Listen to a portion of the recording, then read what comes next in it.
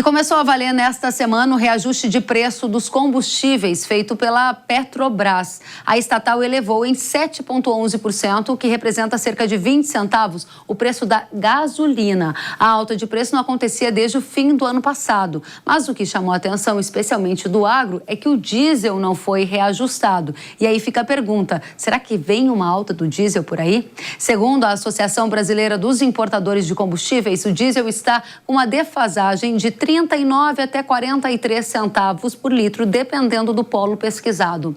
Vai lembrar que esse preço menor do produto aqui no Brasil em relação ao mercado internacional, ele também está acontecendo porque a Petrobras abandonou no ano passado a paridade de importação, ou seja, ela não muda o preço à medida que muda lá fora. Para o agro, essa questão dos combustíveis é super importante, já que o diesel é um dos principais componentes do custo de produção do agro brasileiro, para o agricultor, para plantar a safra, para fazer todos os manejos de campo. Por isso que agora a gente vai responder essa pergunta. Vem uma alta do diesel por aí? A gente tem os nossos convidados para apresentar para vocês. Primeiramente, Smiley Curcio, que é a head de combustíveis da StoneX. Seja muito bem-vindo, Smiley. Obrigado, Kelly. Boa tarde a todos. Obrigada, Smiley, pela companhia. E Eduardo Melo, sócio-diretor da Rayon Consultoria. Seja muito bem-vindo, Eduardo. Obrigado, Kelly, pelo convite. A gente começa, então, esse painel querendo responder a principal pergunta, Smiley, para você. A gente vai ter uma alta do diesel em breve? Está batendo a porta, já que a gasolina foi reajustada e o diesel está defasado? É uma conclusão bastante lógica ou não tem nada de lógico nisso? É sempre um desafio a gente entender as decisões da Petrobras, né, Kelly? Então, a gente estava esperando um aumento de diesel por um bom tempo. O diesel ficou defasado, acredito no mês de junho, chegou a ficar defasado 50, 60 centavos para o preço da paridade, preço internacional, e isso gerou uma preocupação muito grande do mercado, né? Mas acredito que esse risco passou, na nossa opinião. Os preços vieram abaixo da Petrobras até, depois um breve recente, aí, 2 ou 3 semanas, se você usar a referência de importação russa. Lembrando que hoje, basicamente, todo diesel importado é de origem russa, né? Ou a imensa maioria. Esse número que você colocou da Bicom, por exemplo, a gente tem essa estimativa do Golfo também, e ele está próximo a esse número. Quando você pega a estimativa do russo, né, o diesel russo, que é a maior parte, a gente está falando de 9 centavos, 10 centavos de defasagem. Então, deu uma tranquilizada com a queda do dólar, deu uma tranquilizada com a queda do diesel no mercado internacional.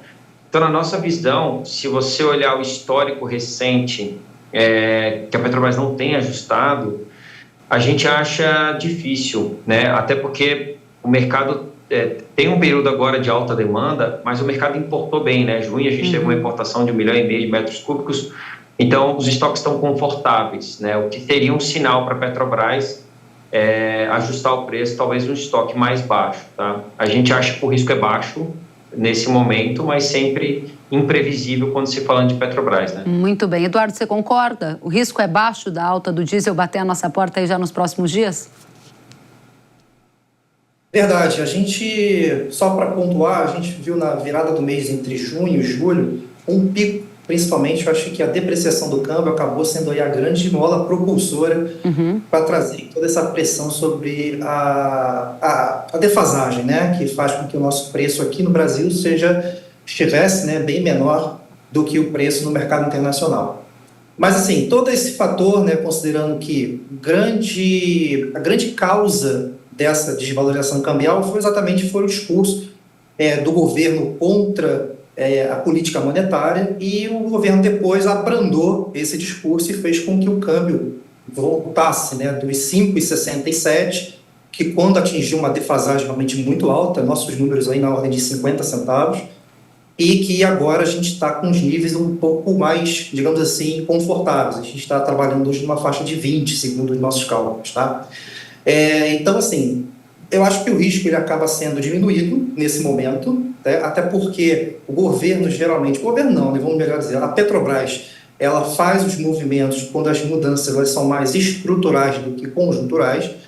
Então eu imagino que essa volatilidade passou, mas assim, exatamente como a gente não tem uma clareza do que tem dentro da política de preço da Petrobras, isso acaba trazendo aí, a gente não tem como mensurar quando e nem quanto que vai ter esse reajuste, ou se terá. O diesel russo hoje também é um elemento também que acaba que atenua essa pressão sobre o preço da Petrobras quando as cotações lá fora estão no nível mais alto, e isso faz com que ela consiga manter uma política de preços mais estável. Bom, então ambos estão concordando com a imprevisibilidade, ainda que haja alguma nuance nas percepções de vocês sobre quão mais iminente ou não está essa alta do diesel. Eu volto com você, Ismael, para perguntar o seguinte: a Magda Chambriard, que assumiu a Petrobras, ela já falou que ela tem uma certa simpatia, aquela ideia de abrasileirar o preço do combustível. Abrasileirar pode significar uma maior interferência para controle de preço em relação ao mercado internacional. É isso que a gente deve ver, e isso significa que o preço do diesel vai ficar mais barato em relação ao mercado internacional, por exemplo, para essa safra de verão que vai ser plantada? Talvez. Já abrasileirar e manter defasado o preço mais baixo, talvez.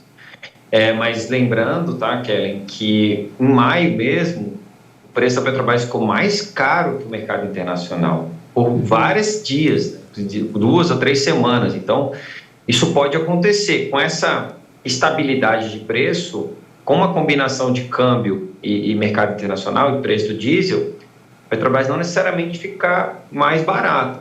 Nesse momento ela está mais barata, mas não é uma prática que a gente possa esperar sempre, né? Porque como ela demora a fazer as mudanças, quer dizer que ela pode inclusive ficar mais cara que o mercado internacional. Então, o abrasileirar tem que significar o quê?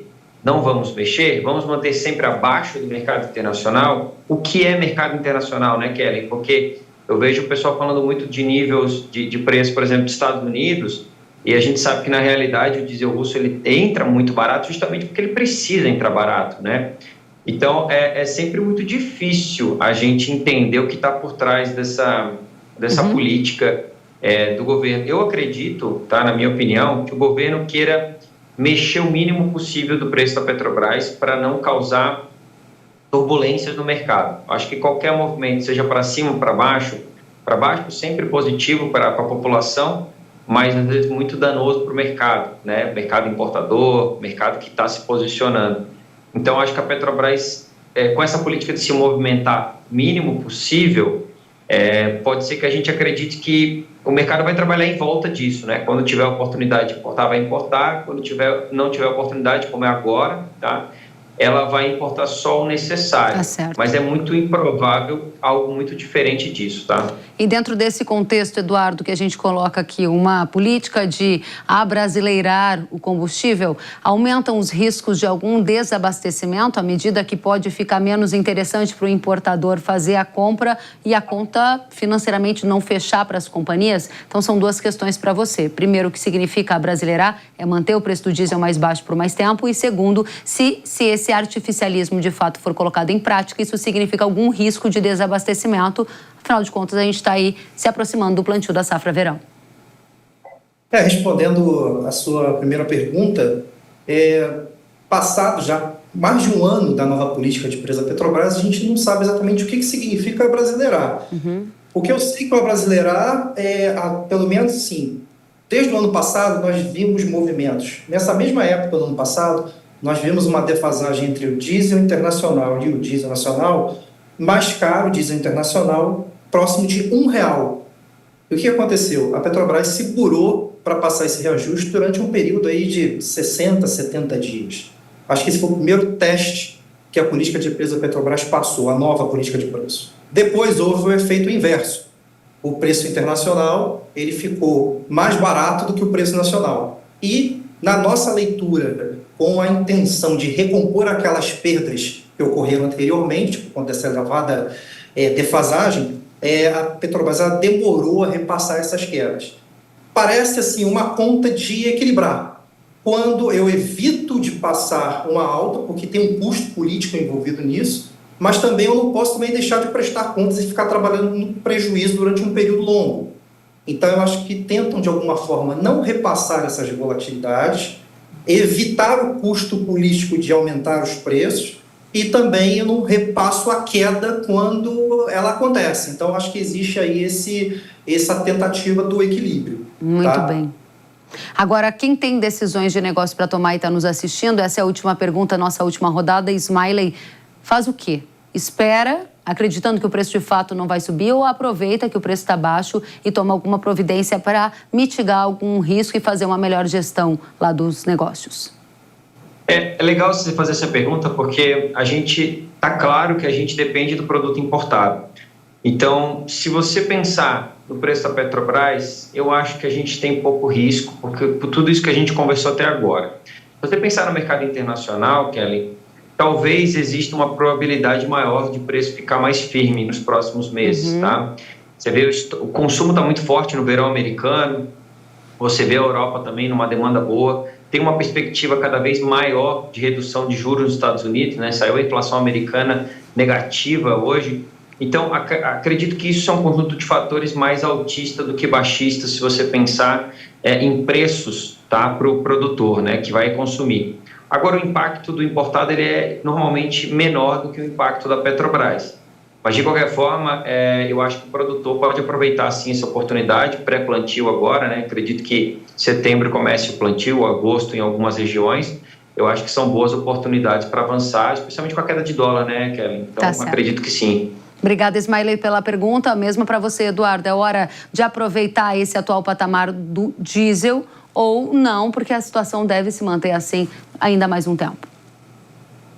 Assim, a gente, pelo menos no mercado internacional, a gente não vê nenhum fundamento que trouxesse uma explosão de preços, né? Vamos dizer assim, tá? Então a gente vê aí que a gente tem um barril de petróleo que vem oscilando na faixa ao redor dos $85. Existem outros fatores que podem trazer algum movimento, mas uma hora eles acabam se equilibrando, então não vejo um número, digamos assim, que pudesse gerar uma preocupação em termos do barril de petróleo. Com relação ao câmbio, eu acho que o governo passou por um grande teste e viu o câmbio chegar próximo de 5,70 e amenizou o discurso e abrandou aí todo esse efeito do câmbio, que naturalmente isso faz com que a defasagem ela chegue a níveis preocupantes. Bom, com relação ao desabastecimento, né, que ficou de eu responder a outra pergunta, eu acho assim, a partir do momento que você tem um nível de defasagem, que hoje, como eu falei, está na faixa de 20, 25, ainda mais o diesel russo para poder ser um fator atenuante, eu acho que esse risco de abastecimento ele acaba sendo diminuído. É claro que isso aí a gente está fazendo uma avaliação no curtíssimo prazo, tá? Mas eu acho que o risco de desabastecimento acaba sendo diminuído. Dentro desse contexto, a sua indicação é que há um bom momento de fazer negócio envolvendo diesel, porque o preço, na sua avaliação, está mais baixo do que ele pode ficar num futuro breve. É isso, Eduardo? Assim, a gente não vê, na verdade, uma grande perspectiva de flutuação do preço do diesel, tá? Um outro fator que eu só gostaria de pontuar aqui é que a Petrobras, ela faz uma política para poder segurar, né, os preços, pelo menos é o que parece quando a gente fala de abrasileiramento, mas tem uma questão interessante que a elevação do percentual do biodiesel faz com que o mercado precise menos de importar produto. Então, recentemente, a partir de março, né, a gente aumentou o teor do biodiesel para 14%, e esse elemento, o biodiesel, com o aumento dos custos do biodiesel, só para você ter uma ideia, o custo do biodiesel aumentou próximo de 15% desde o início do ano. Isso tem trazido aumentos marginais aos consumidores de óleo diesel. Tá certo. Se por um lado você diminui a dependência, né, do produto importado, porque você aumenta o teor do biocombustível, por outro lado, o custo do biocombustível ele aumenta e traz naturalmente um aumento de custo marginal para os clientes consumidores. Então, tem essa questão também que precisa ser observada, e eu acho que os próximos, nós já estamos vivendo isso, essa elevação de preços, os efeitos, e para frente também é uma questão que tem que ser analisada. Muito bem, quero agradecer pelo painel Smiley Curcio, Head de Combustíveis da Stonex, e Eduardo Melo, sócio-diretor da Rayon Consultoria. Voltem sempre. Até a próxima. Tchau, um abraço. Outro para vocês. Muito obrigado.